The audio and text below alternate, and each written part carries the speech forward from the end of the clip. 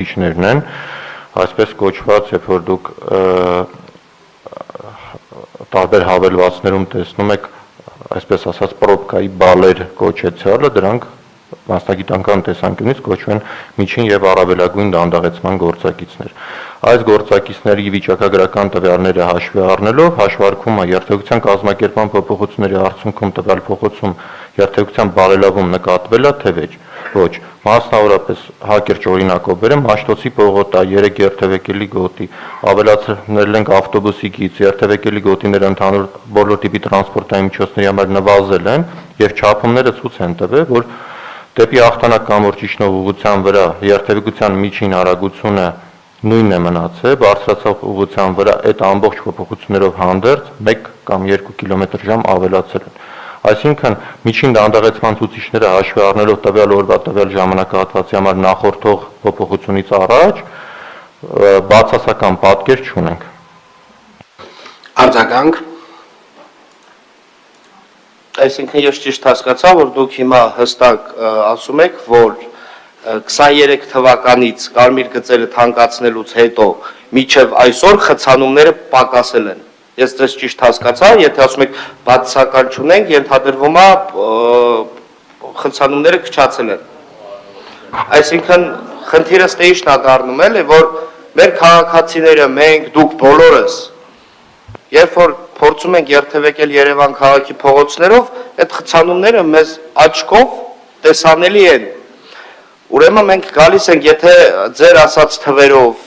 բացարձակ արժեքով, չգիտեմ ինչով ինչ-որ ներկայացնում եք, խցանումները պակասել են, բայց մենք տեսնում ենք, որ հակառակը շատացել են, ուրեմն դուք սխալ մեթոդ եք ընտրել կամ հաշվարկի, կամ դուք ձեր տեղում ուղղակի չեք գտնվում, չեք աշխատում այնտեղ, որտեղ որ դուք պետք է աշխատեք, որտեղ փաստացի մենք տեսնում ենք, որ խցանումները շատացել են ու կարմիր գծերը ընդհանրապես դրան էֆեկտ չեն տվել։ Եվ մեկ հարց եւս, ուրեմն նախատեսել եք 495 միլիոն տարեկան, այլ ինչ հավելյալ ծախսա նախատեսվում։ Պարոն Հարությունյան, խնդրում եմ առաջին հարցին։ Շատ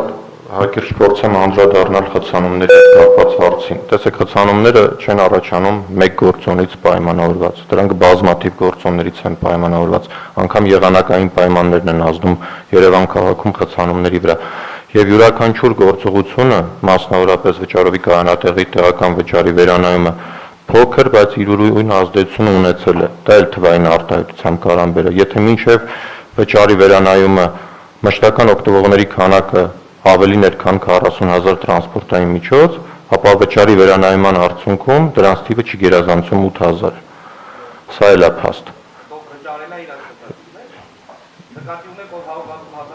Մշտական օգտվողների մասն եմ խոսում։ Հիմա եթե մարդը մշտական չի օգտվում, ուրեմն մշտական երթևեկության մասնակիցը չի դառնում։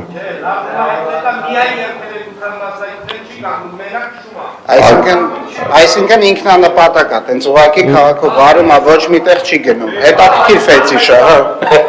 Ես անդրադառնամ նաև ձեր հարցին, էլի։ Ես պատկերացնում եմ, որ ավտոն տեղափոխման միջոց է, ինձ բետ, չգիտեի, որ տենց պրոցես։ Զոր ջան, խնդրում եմ, այս դեբատի մեջ չենք մտնում, պարոն Իսկանդարյան, ձեր մատնանշած 495 միլիոնը բյուջե